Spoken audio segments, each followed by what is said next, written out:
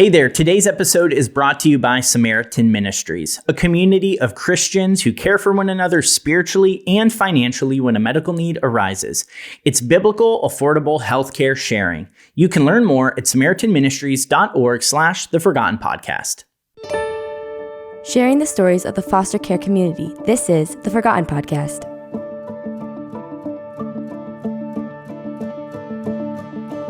Hey, it's Jamie Cabe. Welcome back to The Forgotten Podcast, where we are sharing the stories of the foster care community. With every episode, our goal is to learn from children, parents, and workers in foster care so that we can all grow in our awareness and be encouraged to support this community right where we live. In fact, if you are interested in being part of supporting the foster care community, starting next month, May 2023, applications to become a TFI advocate are open. Now, this only happens twice a year, and there are only a few spots available. So if you want to encourage your local foster care agencies and help churches become more aware of foster care, then you should apply. It's completely free, and we are here to help you along the way. You can learn more and sign up to be notified when applications go live at tfiadvocate.org. Now, if you enjoy this podcast, be sure to leave a review, subscribe, and share it with a friend. Thank you for listening and engaging with us. Okay, it's time. Let's do it. Dairius, I am so happy to have you on the show today. I want to let our listeners know just a little bit about you. You were born and raised in Hawaii, and you are, for those of our listeners watching on YouTube, you are in Hawaii right now, right? Actually, I just flew back. Oh, you just flew back. Ago, so, well, but yeah. you are wearing a shirt that feels very Hawaiian. Yeah, aloha shirt, so I just thought today's weather is very fitting. So yes. Just felt like it. I love it. I love it. Well, you're also a former foster youth who is very passionate about helping other people like you. And I am thankful that you are willing to share your story. And let's get right to it because I want to dive in. You entered foster care around age 4, so very, very young. What do you remember about the day you entered foster care, or even like that first night? Can you share some of your early memories? Yeah, so the first day of foster care, specifically, for me, it's a big milestone in my life. There's a lot that culminated on that day, and specifically, the morning of the day that I ultimately ended up in foster care, which at the time, of course, I didn't know that was going to happen. It started off like a day, just kind of like any other. So both my parents were working. I also have an older brother who would be a year older than me. He was born paralyzed from birth. He had a very rare brain disease with a life expectancy of about 3 years old. But at the time of this, I'm 4 and he was 5 years old. He was bedridden. And so typically when my parents would go to work, they would take us, we would go to a daycare that's specialized so that, they can help take care of my brother and then take care of me. So that's typically what would happen on a normal day. This day was a little bit different where my parents just went to work, or I guess my birth father took my mother to work without getting us ready to go to daycare. So that was a little bit strange at the time. And then I just remember when my father returned back from home, then he was telling me to get ready. While he said he was going to go get my older brother ready. Junior is what he called him because they had the same name. And I just remember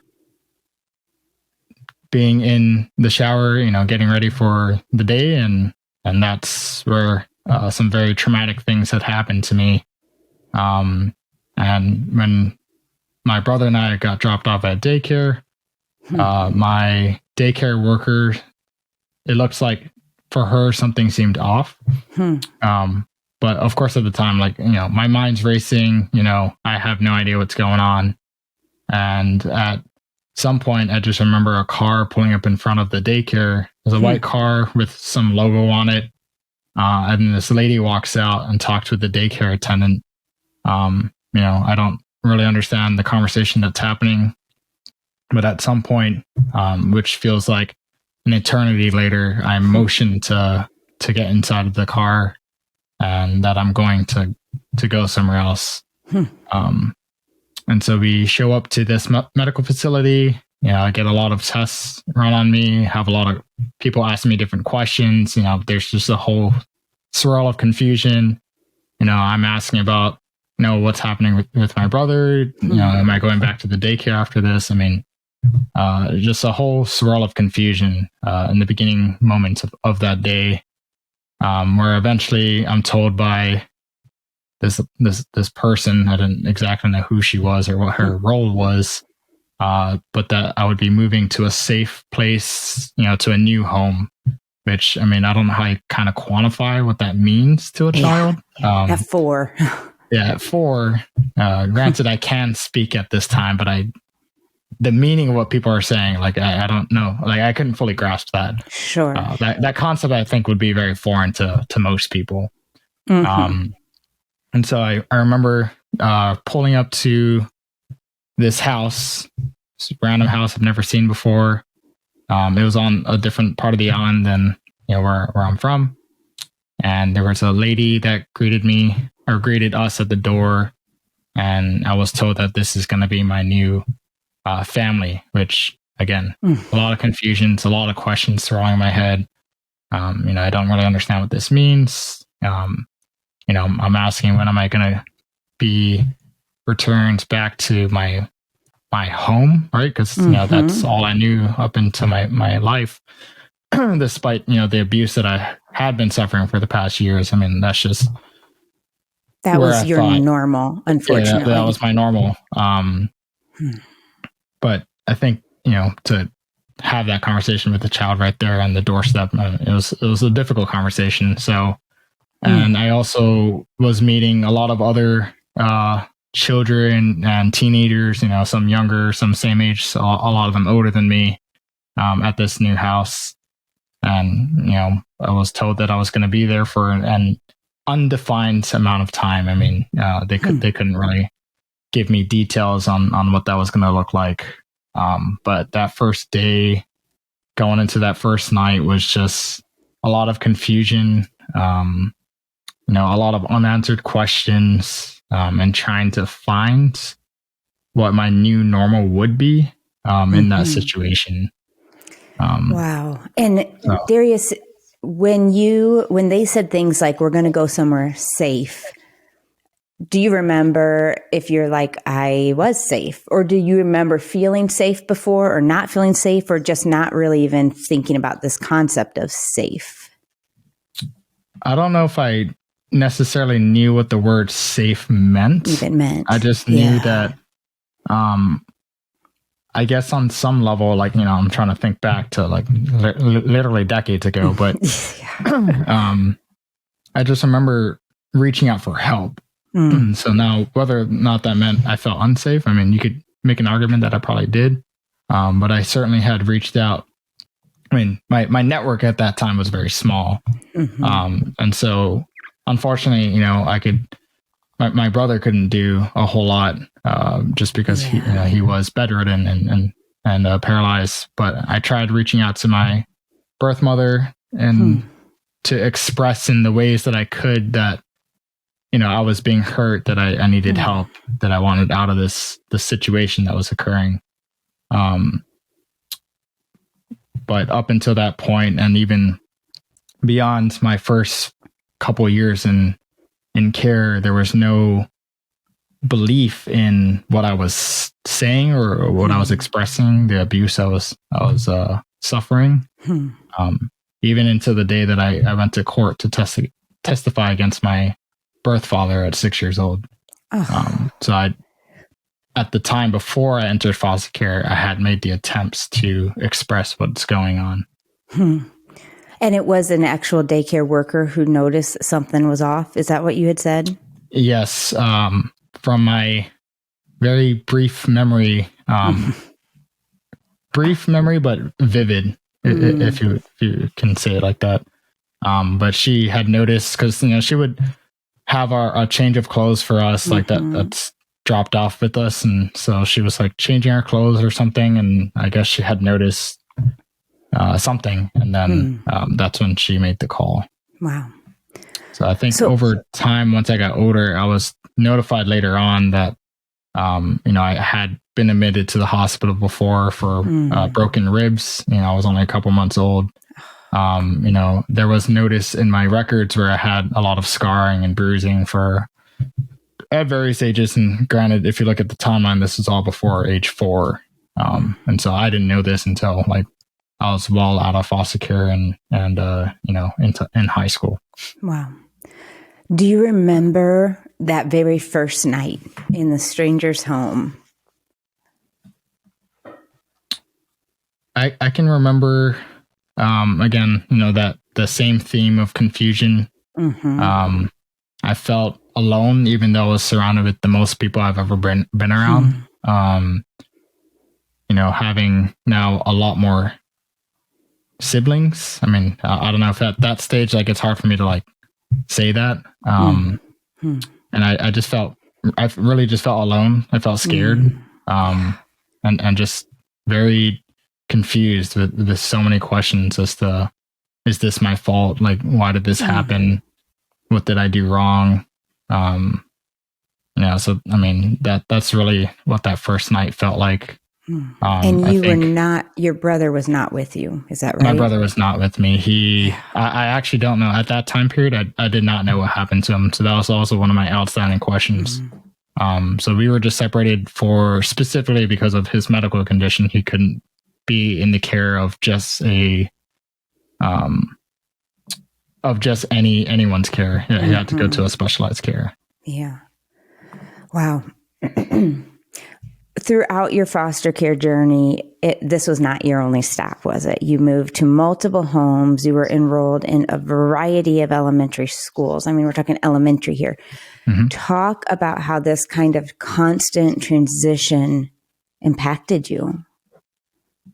So in the first home I was in, I was there for the longest amount of time before I ultimately got adopted. So it's a little hard to kind of quantify because obviously at the time, like that's my normal until things changed. So I was there for about almost 5 years. Okay. So I was 4 years old. Yeah, I would say maybe more on 4 years of being there. So I was there at 4, and I kind of quantify my experience based on what grade I was in. So I was there from kindergarten until the first half of 3rd grade. Okay. So I was just wrapping up the winter semester. And for me at the time, towards the I guess last few months that I can remember before leaving, I mean, I was constantly in arguments with my foster mother in that home. She was very strict to all of the children that she had under her care, and she also took care of her parents. They lived with her as well. And so between the 3 of them, sort of looked after all of us that were in the house. And at one point, there's 10 of us. I think most of the time we were around 5 or 6 of us. And so that was kind of my situation for those first 4 years of being in foster care, to a point where the foster mother told me that she could no longer have me in her care because, I don't know, she gave some sort of excuse. And so the day I was being kicked out, we got into a really big argument. She physically abused me. And then I, walked to school like normal, came back home, and all my things are on the porch. And I'm told that I'm, leaving the house and going somewhere else. So my social worker was there to pick me up after school. So I got to my next. And to interrupt you really quick, when you saw that, when you heard you were leaving, when you saw your stuff, like, what goes through your head? What does that feel like? I definitely felt a lot of anxiety because that was this home at that time. Like, I did call it home. Right. I mean, it's been years now. I did bonds with my other siblings there, the ones that were kind of the core that stayed there, at a longer term basis. I mean, they essentially, I would say, raised me. I mean, our foster mother was alcoholic. She smoked. She was a 2-pack a day smoker. And so I don't think she did a very great job at raising us. I mean, if we did something wrong, we're getting beaten with whatever she had around her. I mean, and you're also, I mean, I'm talking the early 90s here. So, that was sort of the norm then, but again, I'm not to dictate people's parenting styles, but I don't know if that necessarily helped the situation. Yeah. I would get told to go stand and look at the corner for hours at a time with no bathroom breaks. That was like a normal form of punishment as well. And so when I saw all my things on the porch, like even despite the circumstances I was in that home, like it was still my home. I made friends at school. I had, bonded with some of my other siblings, in the past 4 years that I was there. And so now I'm faced with what happens next. Where am I going to? Who am I living with? What's the school environment? I mean, there's just all these questions that are racing through my head, which shouldn't happen. I mean, I'm literally in, 3rd grade. Like I should be worrying about school or I don't know, like when am I going to go to the park or like whatever normal kids deal with on a normal basis. I don't think I've ever had that experience growing up. Hey, a quick word from our sponsor, Samaritan Ministries. God's love is steadfast and true. He cares for us and He calls us to care for one another. And Samaritan Ministries connects hundreds of thousands of Christians across the nation who come together through prayer, encouragement, and financial support when a medical need arises. It's not insurance and there are no networks, so you get to choose the healthcare providers and treatments that best meet your family's needs. Your medical bills are sent to Samaritan Ministries and then they notify fellow members to pray for you and send money directly to you to help pay those bills. When the body of Christ comes together to pray, encourage, and provide for one another, burdens are lifted and God is glorified. This applies to all areas of life, including healthcare. You can learn more at SamaritanMinistries.org/The Forgotten Podcast. And we want to say a very special thank you to Samaritan Ministries for sponsoring today's episode. Now, back to the show. Okay, so go on to, you went to then another home. Was this, you had a counselor? Was this the next home for you? So, yeah, I guess I didn't mention it. So in the first home, as soon as I entered foster care, I was assigned a therapist. So I was going to therapy on at least a weekly basis. In the very early years, my first 2 years was nearly, every couple of days that I was going to therapy and meeting with a team of lawyers and that whole process. As I had briefly mentioned, I had to go to court at 6 years old to testify against my birth father for what happened. So the 2 years of time in between was spent on all the preparation, gathering all the evidence, and testifying at various stages, and essentially the team helping prep me to be in front of a live jury to testify. That's what I was just going to ask. It was live. You didn't get to do this on a video or anything like that. So you saw your father. I saw my father. Oh my! I remember the day it was happening. I mean, I was like the most nervous I've ever been in my life. I think more so than anything I've ever done in the military, and I have to do a lot of public speaking. And so I just remember being, super nervous about going in front of everyone and talking. This is also only my second year in school. So like, it's not a lot that I stand in front of like a huge crowd to talk to people. And now this is like a lot of strangers, a lot of adults in the room. And so, the session starts and I get called to the stand, and I was coached through this like several times over the past 2 years, but this is the first time where it's happening in front of like a large crowd and not just like a small, classroom setting or a small like office setting. And so I get called to the stand, I do my oath, and I'm the witness on the stand next to the judge.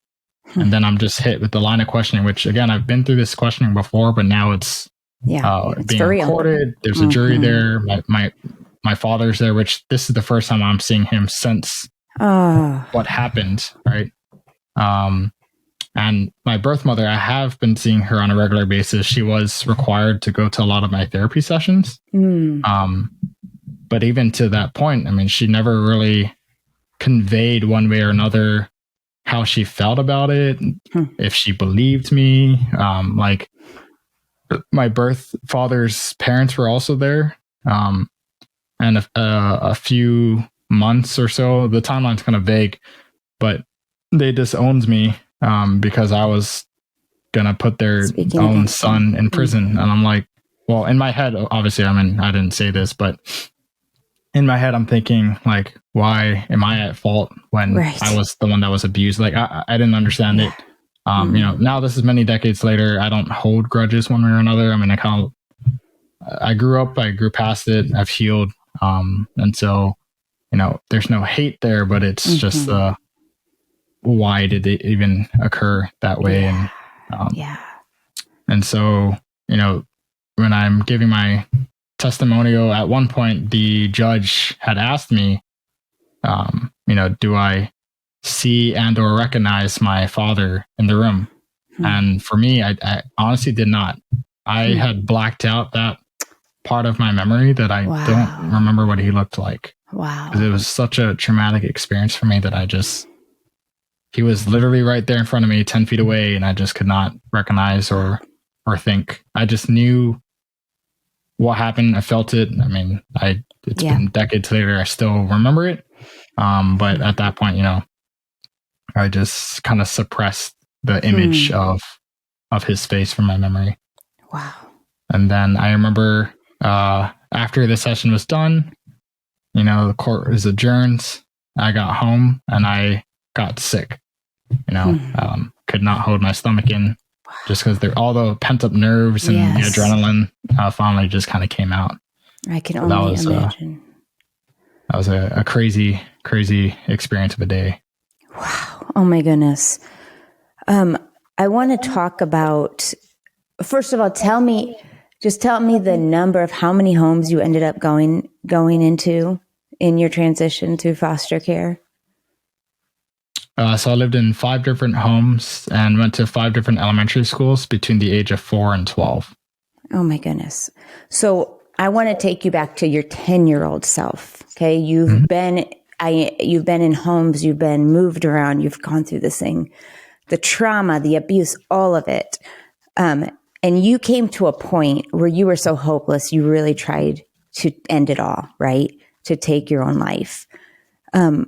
Can you talk about what was some of like the inner dialogue you found yourself believing that made you think death was like the only option or the best option for you?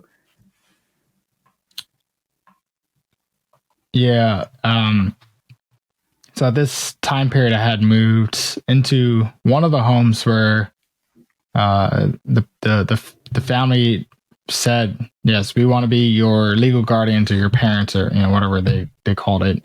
You know, they said they went like through the adopt training. You essentially.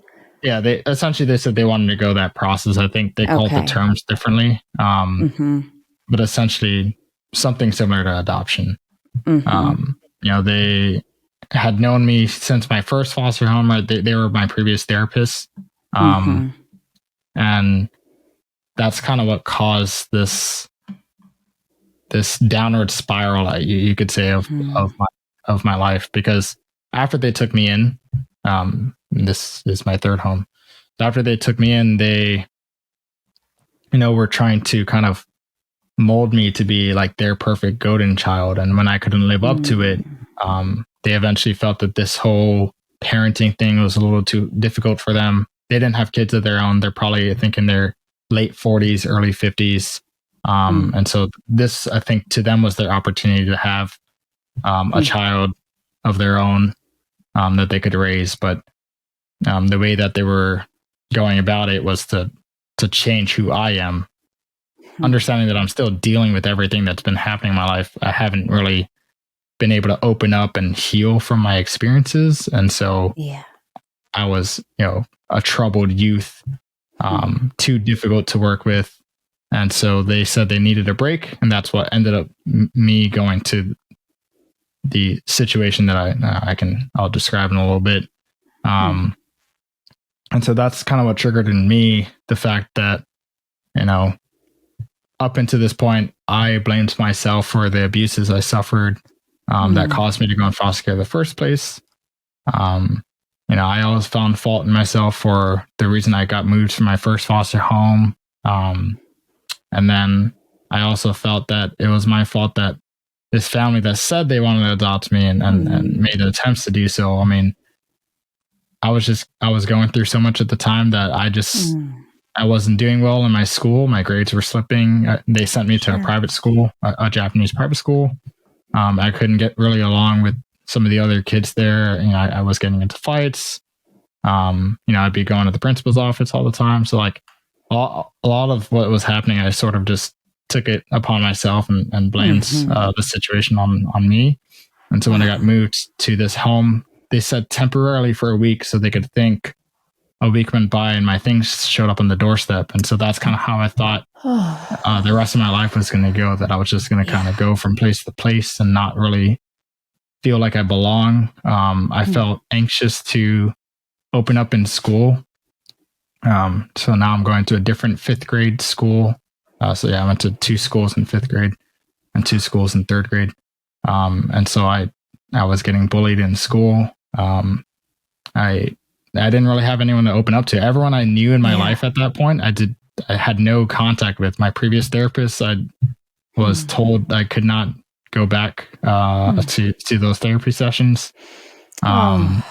And so my realm to open up and connect with people went away. The house that I got moved to, my other siblings were much younger than me. The oldest one being 4 years old, the youngest one being a year old. And so me at this time, I'm 10 years old. So I can't really open up about what's happening to me. There's a lot of responsibility, me now being the oldest sibling, to take care of my other siblings in this foster house. My caretaker at the time, foster mother, whatever you want to call her, she, would work really late nights. And so I would, reheat the food for dinner, would wash the dishes, wash the clothes, put the kids to bed, shower them, change their clothes, help them with I think one of them was going to preschool or kindergarten, so like help with their homework. So I myself, being a kid, dealing with all the things that I was dealing with at that time period, going to school, taking care of my other siblings. I mean, it kind of just weighed a lot on me. And if I didn't do things right in the household, I would get yelled at. So she never physically abused me, but it was a lot of verbal and emotional abuse. Attached onto all the other things you were feeling. Wow. Yeah. And so with all of this kind of weighing down on me, that's where I felt like I just didn't think life was worth it. And so whenever I would have these really bad arguments with my caretaker, foster mother, I would go upstairs and close my door. And at first, I mean, things were kind of gradual. I would just physically harm myself in different ways until it got to the point where it escalated, where I had made several attempts at taking my own life. And it wasn't until the last attempt that I had made where I had this inner dialogue of, once the attempt failed, the scary thought was that my first thought was, why am I still here? Like, why am I on this planet? Like, the world doesn't really want me. After having that thought, for some reason, the thought of my brother had appeared in my head. And, my inner dialogue was, my brother was born paralyzed, right, with the life expectancy of 3 years old. And he's still fighting through. And because at that point, at least in my memory, he was still alive and with me when I was 4 years old, when I went through the most traumatic thing I've ever went through. And he was 5 years old at the time. Up until that point, I had not seen him since I entered foster care. And so, but for some reason in my heart and in my head, I just had a feeling that he was still alive and you know, being strong. And here I am about to throw away my life, you know, despite all the abuse and suffering that I felt, or that had happened to me over the years, that, you know, if my brother can still fight through what he's, you know, was born with, then, you know, I shouldn't be throwing away the chance that I have at life, right? I mean, there's a lot of things that I probably have taken for granted, just simple things. I mean, the fact that I can lift up a fork and eat, you know, that I can talk to people and express my thoughts in ways that he never could. And so that stopped me from taking actions towards my life any further. Wow.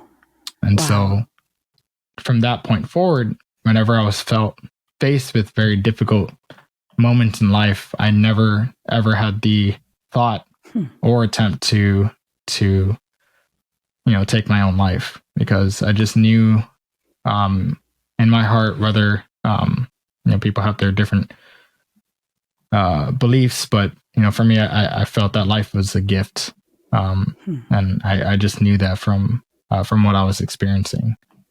Wow. And so, you know, to this day, I mean, you know, things got really difficult when I was going through my submarine nuclear training. You know, things got difficult when I was on deployment.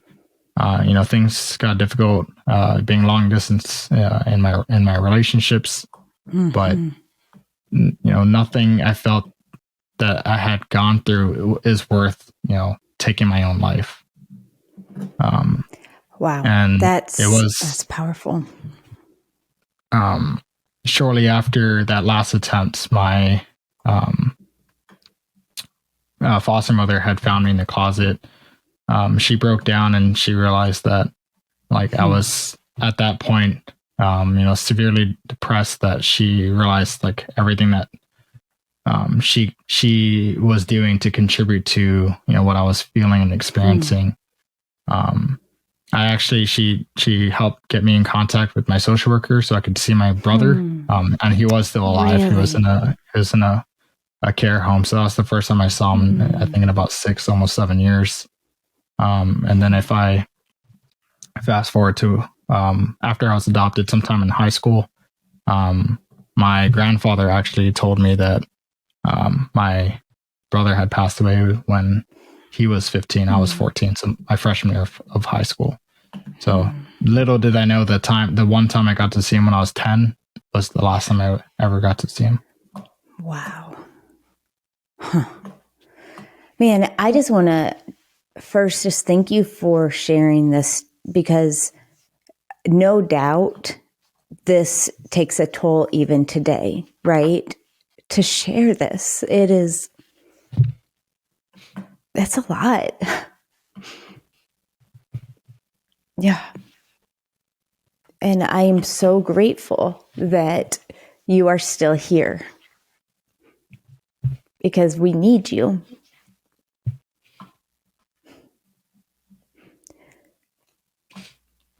Dairius, at 13, things started to change for the better, right? Can you talk a little bit about your now adoptive mom and how you got connected?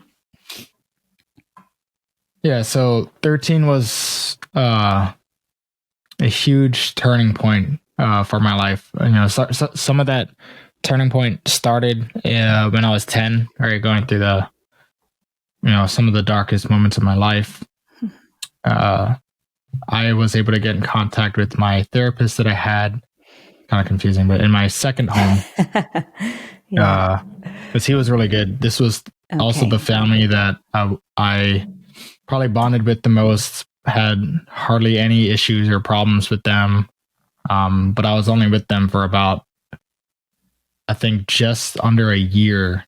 And that's kind of where my therapist from my first foster home kind of came in and said, "Hey, we're going to take him. We want to, adopt him. We want to be his parents." So that's kind of how that situation happened, from the transition from the second home to the third home. So ultimately, in the back of my mind, after going through what I had just described just now, I I got in contact with my previous therapist and told him, what I was experiencing, the fact that I was not doing well in school, where up until this point, I was doing great in school. School is my escape from my reality. And I just knew, the power that education could have, right? Either institutional or just, learning, right? Just the nature of learning. And so that was kind of where I kind of escaped my reality. And so, now I'm in 5th grade and my grades are slipping really bad. I'm not getting along with anyone at school and I'm getting into fights. And so I just told him what was happening and what I was feeling. It's like one of the first times in my life that I'm kind of opening up. And little did I know, in the background, he was going through a lot of court and legal battles to get me out of this home and get me moved back to the second home that I was in, because I was thriving. I did really well there. I was on the honor roll, I was on the principal's list. And so he knew that I had a good connection with that family.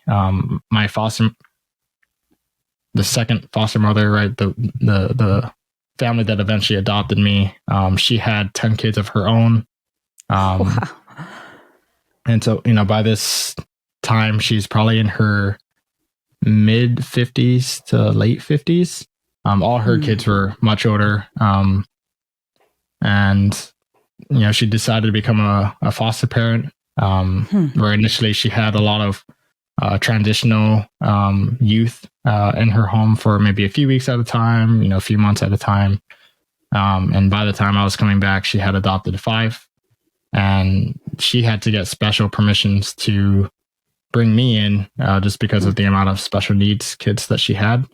And so that's what the court battles were going on in the background. And so eventually I did get moved out. So at the end of my 5th grade year, I was moved back to my second home. And so, this is the summertime of my 5th grade year. And, that was how my therapist and my mom, who eventually adopted me, were helping me to have a more stable environment, to allow me to thrive, to allow me to heal, to allow me just that time to just, not fear the uncertainty, right? Now I'm going to actually have the certainty that I'm going to be in an environment where people are, where people care about me, where I can belong, right? It's like, the first time in my life where I could feel what normal could be for me. And so it took about a year or so more of living there for the proceedings to go through where they could adopt me. And so that occurred when I was in 7th grade. I was 13. I think I can remember August. It was the month that I was adopted. And so, one of the happiest days of my life was entering the small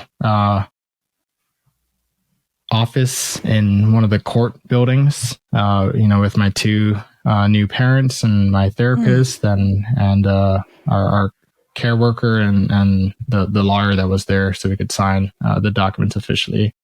I was given the one task to choose what my name was going to be.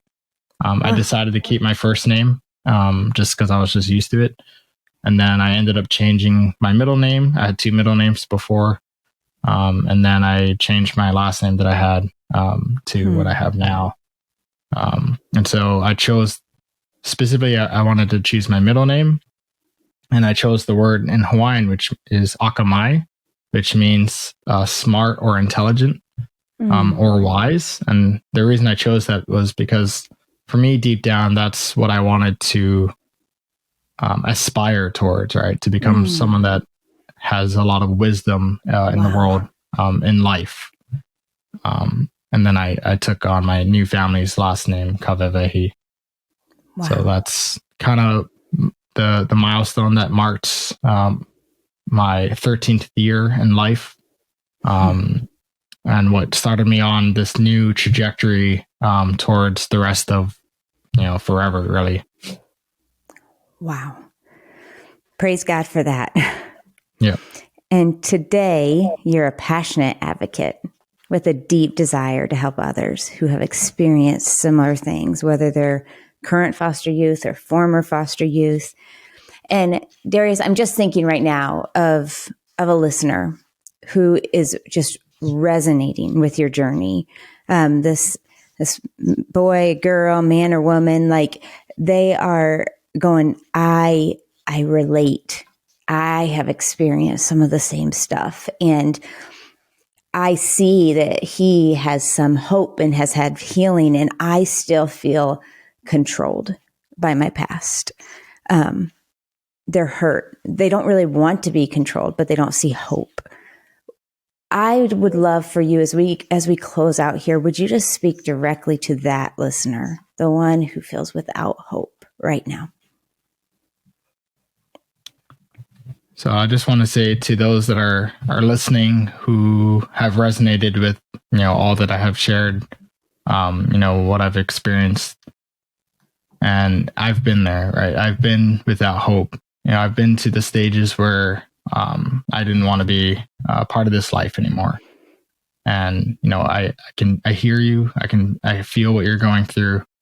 But I just want to say that, despite what's happening or despite what has happened, I mean, the first thing, at least for me in my experience, was accepting that I couldn't change what happened in the past. I had to first come to terms with that and just accept that what had happened happens. But what I could change ultimately is how I responded to it and acted going forward. And just really feeling that change in mindset and how I can still turn my life into what I want it to be. And so it's definitely not an easy shift. I mean, this took me decades to kind of get to that point. And so one of the first things that I did was come to that acceptance of what happens and then reaching out for help. Or in my case, I had my therapist who, I mean, I see him as my mentor, right? He's my therapist, my life coach, and now a friend, right? Of over 20 years. And once I was able to fully open up and express everything that I was feeling, I felt freedom from that. I didn't feel the bondage of my past and my pain to weigh me down. Getting to a point where finally, when I was 16 years old, I'm in a therapy session, right? I still had them weekly to about bi-weekly, right? So every 2 weeks, to a point where he said, hey, you don't really demonstrate the signs where you need to be in therapy anymore. But I knew deep down I still hadn't gotten to that forgiveness stage, right? And so right around my 16th birthday, I'm in a session and I told him I think I'm ready to forgive, right? Now, I didn't get on a phone call with my birth parents or anything to say I forgive them, but at least in private with my therapist, we took a photo out of the one photo that he had of both my parents and me in the photo, where I said the words, I forgive them. And for me, that was freeing because now I never felt this burden. Not to say I would never forget about what happened, but I guess that freedom allowed me, or the forgiveness allowed me to move on in my life and be able to look towards the next chapters of what lay ahead, to have dreams and goals and desires and to write them down and to pursue them is what brought me hope ultimately. In high school, I had the desire of how can I give back to the community? And that was a very inspiring path because, I'm not living this life for just me and my own benefit, but if I can help live life to hopefully bring value to others and hopefully inspire people along their journeys, either at large or smaller within a community, that brought a desire and a willingness for me to keep pushing through in life, despite any obstacles that kind of came my way, despite adversity that I may have felt. And so for those that, have or are going through some very challenging time, just don't be afraid to reach out and ask for help. If you're not getting it from the immediate people within you or around you, then keep reaching out until you're surrounded by the right people that can get you the help that you need. Well, thank you so much for being on today. I am grateful to God, and I am saying thank you to Him right now for your life. Thank you for being here, for not giving up, and for sharing with us. Thank you so much for the opportunity to have me on to share my experiences and my journey, with the hopes that it inspires someone else, to take charge of their own life. This is our life to live, and I understand it's unfair that circumstances happen to people, but don't let that rob you of your ability and desires to achieve what it is that you want to in this life. And you have God in your corner. So I'm just grateful for this opportunity. Thank you for listening. This podcast is made possible by Team 310, a group of people from all across the country who give monthly with the shared dream of seeing God throw open the floodgates of heaven so that every child, parent, and worker in foster care feels seen, understood, and cared for. To join Team 310 or learn more, head over to theforgotteninitiative.org/team310. That's theforgotteninitiative.org/team310. And remember, if you are someone passionate about supporting the foster care community, starting next month, applications to become a TFI advocate will be open. This opportunity only comes around twice a year, and there are limited spots available. So if you are interested in supporting your local foster care agencies and raising awareness of foster care within churches, then this is the perfect chance for you to get involved. The best part is that it is completely free, and our team will be there to assist you throughout the entire process. You can learn more and sign up to be notified when applications go live at tfiadvocate.org. All right, my friend, thank you for listening. I look forward to being back in this space together very soon.